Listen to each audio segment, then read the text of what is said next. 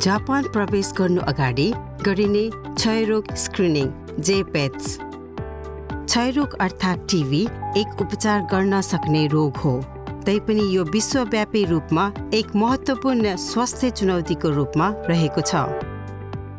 विश्वको करिब 1/4 जनसङ्ख्या क्षयरोगको ब्याक्टेरियाबाट सङ्क्रमित भएको अनुमान गरिएको छ। क्षयरोगबाट सङ्क्रमित लगभग 5 देखि 10% मानिसहरूलाई अन्ततः क्षयरोगको विकास हुन्छ।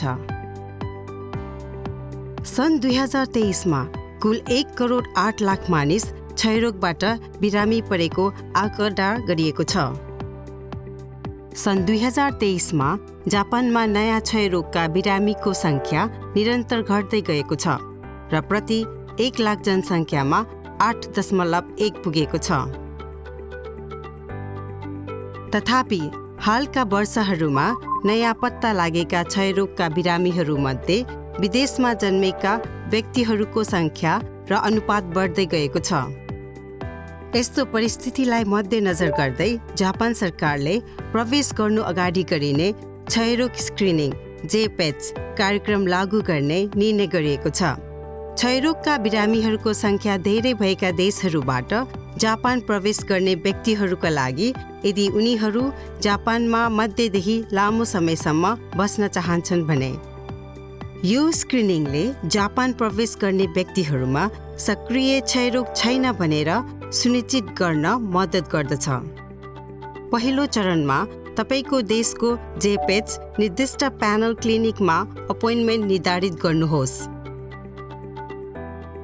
तपाईले आफ्नो राहदानी स्क्रिनिङको लागि शुल्क र क्लिनिकद्वारा भनिएका अन्य कागजातहरू ल्याउनु पर्नेछ।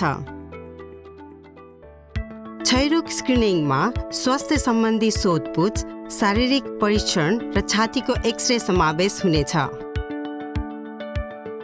5 वर्षभन्दा कम उमेरका बच्चाहरूको हकमा स्वास्थ्य सम्बन्धी सोधपुछ र शारीरिक परीक्षणद्वारा कुनै समस्या नदेखिएमा छालामा गरिने ट्युबरकुलिन परीक्षण वा रक्त परीक्षण मध्ये एउटा गरिनेछ। यदि जेपेट्स परिणामले तपाईलाई सक्रिय टिबी छैन भन्ने प्रमाणित गरेमा टिबी क्लियरेन्स प्रमाणपत्र प्राप्त गर्नुहुनेछ। सक्रिय क्षयरोगको शङ्का लागेमा खकारको परीक्षण लगायत थप परीक्षण आवश्यक हुन्छ। यस्तो अवस्थामा परिणामहरू उपलब्ध हुन लगभग 6 देखि 8 हप्ता लाग्न सक्दछ।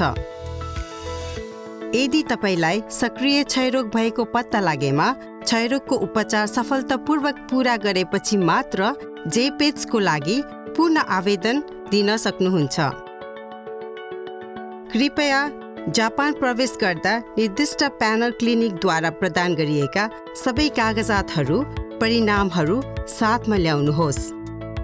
यस क्षयरोग स्क्रिनिङको उद्देश्य सक्रिय क्षयरोग पत्ता लगाउनु मात्र होइन, आवेदकको स्वास्थ्यको साथसाथै आवेदकको देशमा क्षयरोगको नियन्त्रणको लागि योगदान दिनुपर्ने हो।